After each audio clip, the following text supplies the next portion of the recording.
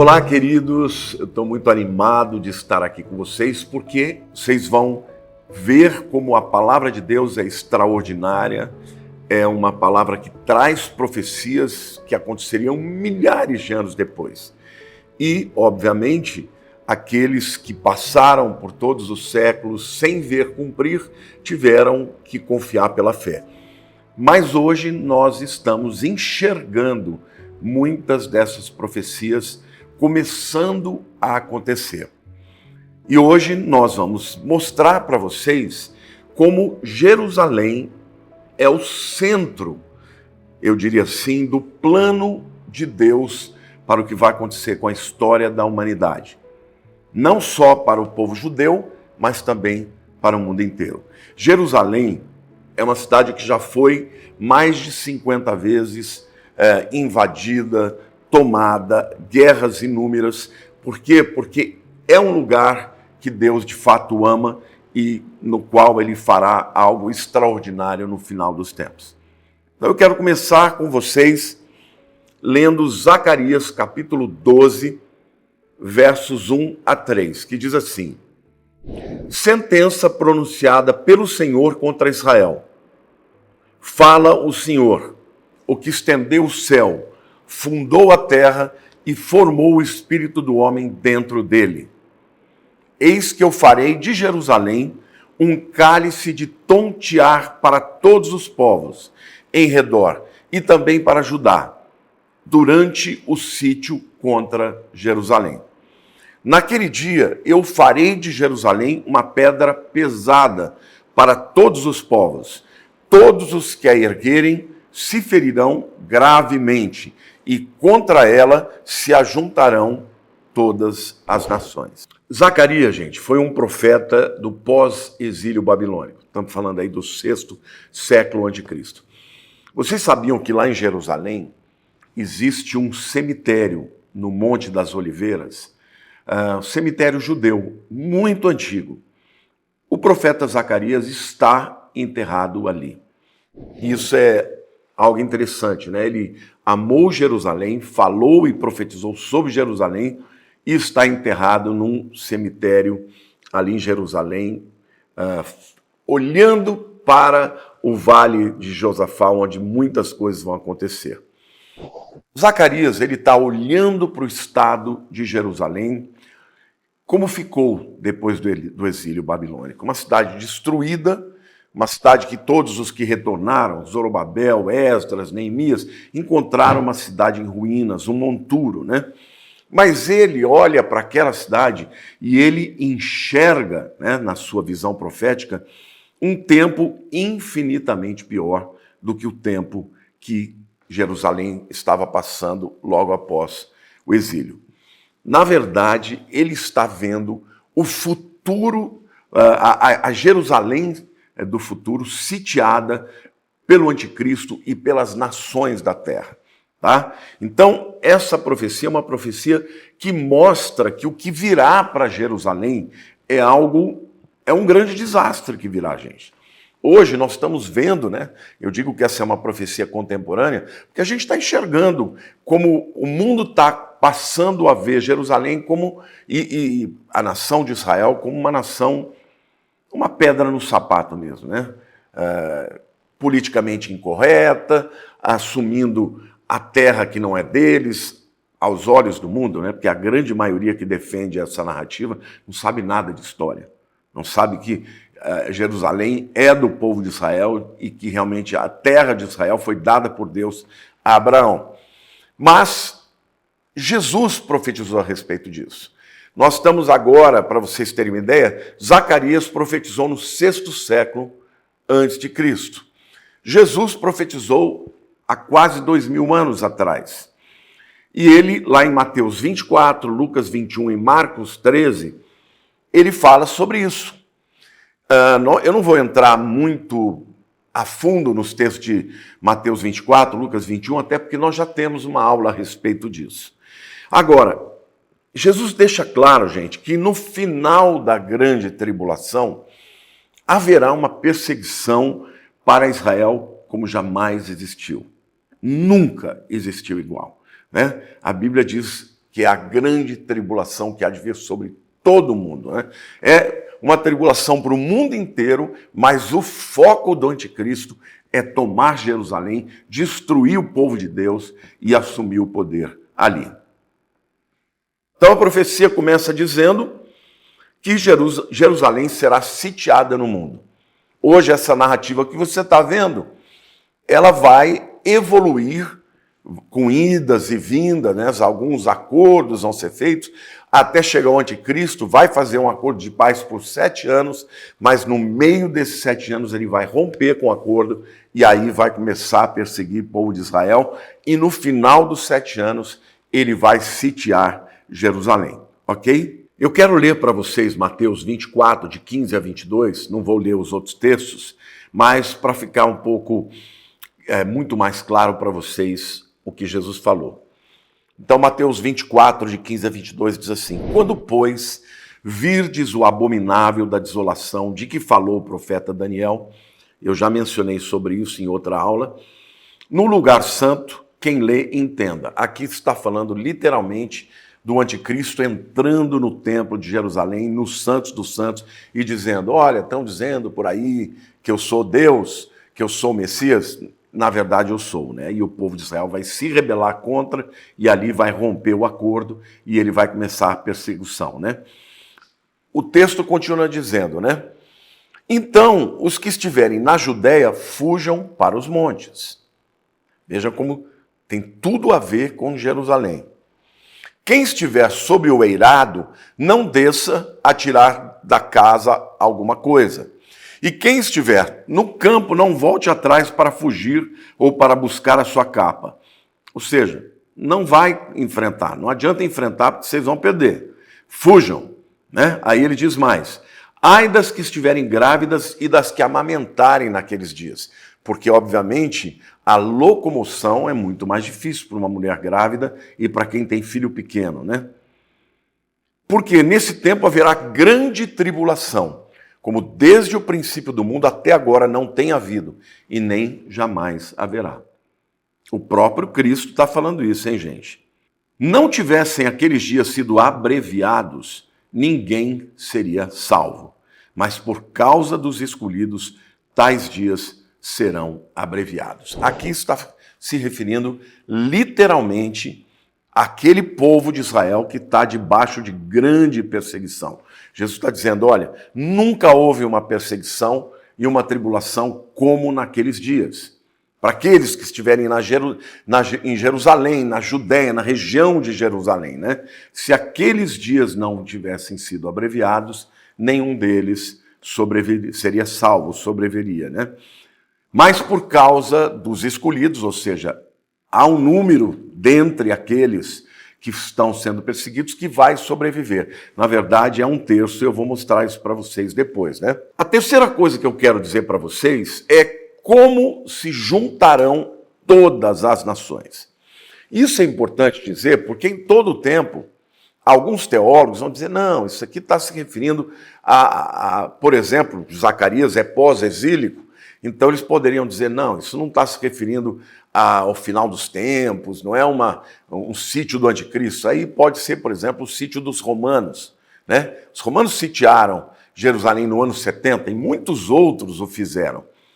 Porém, aqui diz que todas as nações virão.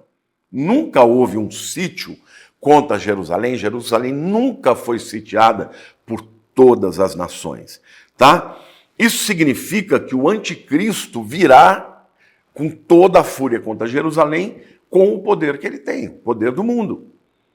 Então hoje, por exemplo, o Hamas invadiu Jerusalém, fez essas atrocidades terríveis, e o mundo está dividido. Existem nações que estão contra Israel, existem nações, a principal delas são os Estados Unidos, que estão a favor de Israel. Nesta época não haverá ninguém para apoiar Israel. Israel estará sozinha contra o anticristo e contra o poder de todas as nações. Mas a gente vê em quarto lugar que será o tempo em que Israel reconhecerá o Senhor. O texto começa dizendo que isso seria uma sentença de Deus contra Israel. Porque, gente, Israel é a nação escolhida, é o povo escolhido.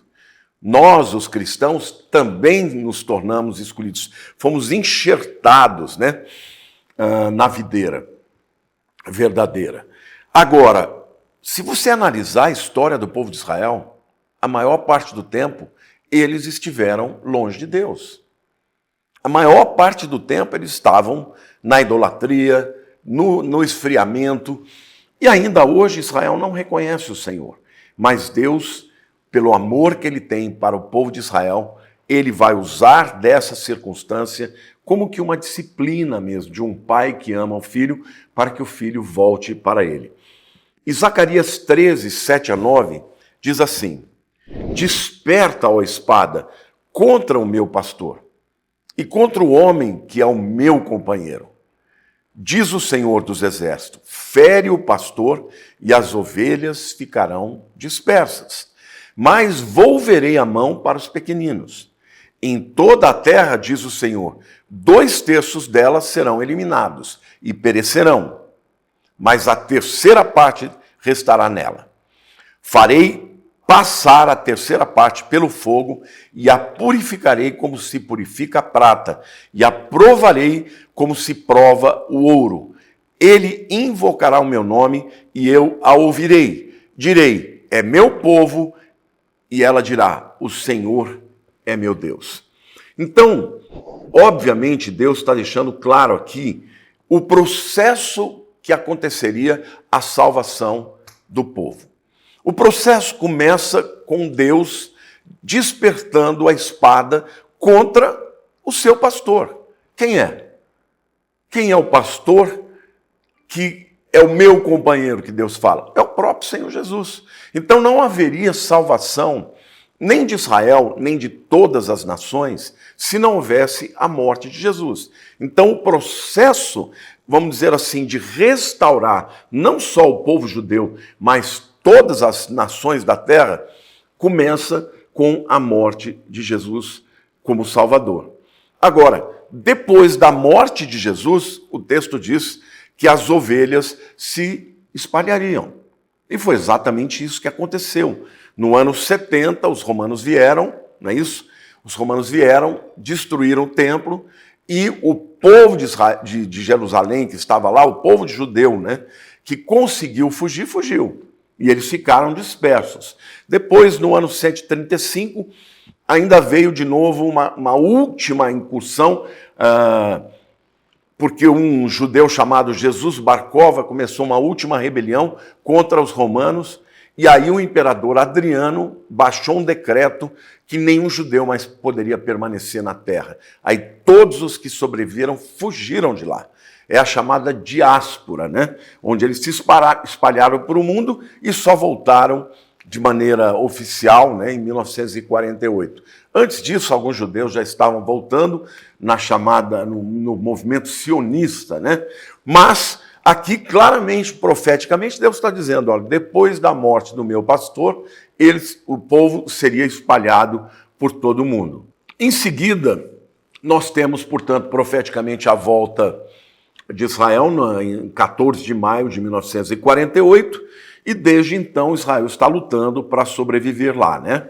Agora, a Bíblia mostra que essa perseguição, esse movimento antissemita, esse ódio contra Israel, está no coração de Satanás, né? Desde o Gênesis, a profecia de Gênesis 3,15, né? Da guerra que teria entre a mulher e a serpente, né, entre o descendente da mulher, que é Jesus, mas também o povo de Israel e os descendentes da serpente. Então, essa visão, esse ódio, essa visão contrária a Israel é profetizado. E vai culminar neste momento, quando lá na Batalha do Armagedon, Israel vai estar completamente dominada, sitiada, não só lá no Vale do Armagedon, mas também na cidade de Jerusalém. E o texto diz que dessa vez 2/3 do povo de Israel vai morrer. Olha que coisa interessante. Na Segunda Guerra Mundial morreram 6 milhões de judeus. Isso representava 1/3 da população. Então, na Segunda Guerra Mundial, que já foi uma atrocidade terrível, morreu 1/3 do povo de Israel. Nessa invasão, neste sítio, né, da cidade de Jerusalém, na Batalha do Armagedon, 2/3 do povo de Israel morrerá, né? Mas 1/3, chamado de o remanescente, permanecerá. E Deus permite isso, e Ele mesmo, Ele diz que vai passar a terça parte, né, que sobrar, né, os sobreviventes, os remanescentes, vai passar pelo fogo. E diz, e a purificarei como se purifica a prata, e a provarei como se prova o ouro. Quem trabalha, né, com os metais preciosos, como prata e ouro, sabe que para purificar o metal tem que passar pelo fogo. Ele fica todo derretido, todas as impurezas elas são queimadas, e depois, quando ele esfria, ele solidifica de novo, mas fica muito mais puro.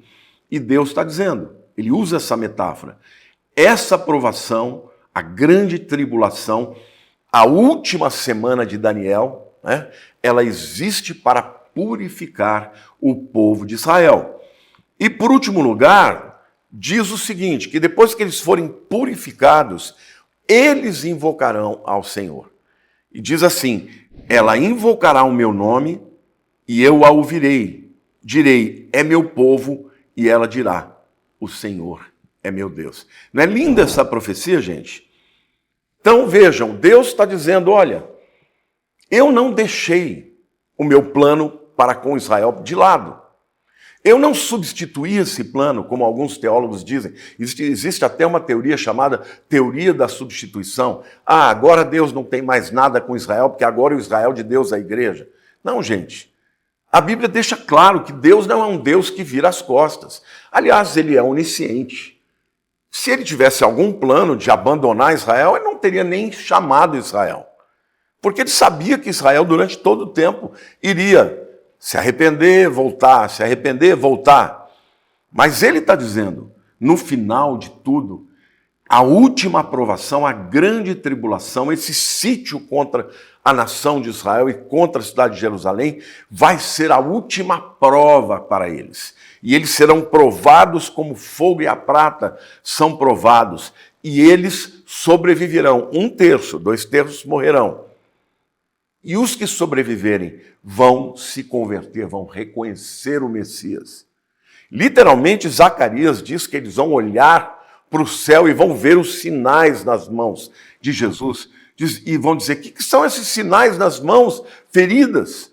E ele vai dizer do céu, estas são as mãos feridas com que eu fui ferido na casa dos meus amigos. Então, queridos, as 70 semanas que foram destinadas para o povo de Daniel e para a santa cidade, lembra Daniel 9, 24 a 27? 70 semanas são destinadas ao teu povo e à tua santa cidade. E aí o Daniel recebe a visão, né, do anjo, a profecia, de todos os motivos, né, daquelas 70 semanas. As 69 primeiras semanas se cumpriram com a morte de Jesus. Aí vem aquele ato, né, é o período da igreja. E a última semana começa com o acordo de paz que o anticristo vai fazer com muitas nações, por 7 anos. Só que chega no meio dessa semana, com uns 3 anos e meio, ele rompe o acordo, porque ele entra no Santos dos Santos, ele diz que ele é Deus, o povo de Israel rompe com ele, ele começa a perseguição que dura 3 anos e meio e culmina com uma invasão total da nação de Israel, os exércitos das nações ali no Vale do Armagedon, a cidade de Jerusalém sitiada. Jesus aparece nos céus na Batalha do Armagedon, Apocalipse 19 mostra isso.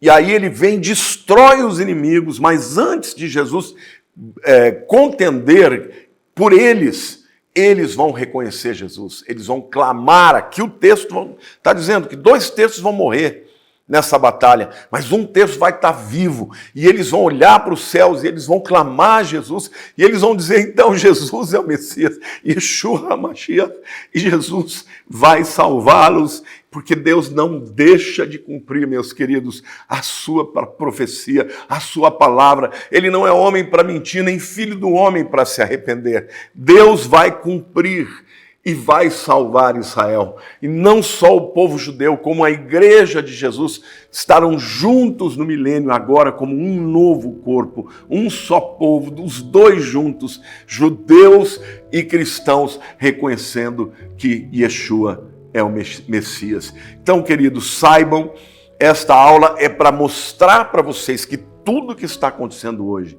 já é um antigosto, vai caminhar para esse sítio de Jerusalém, mas no final de tudo, saibam, o povo de Deus vai vencer, porque Jesus vencerá por eles. Deus abençoe, fique com Deus.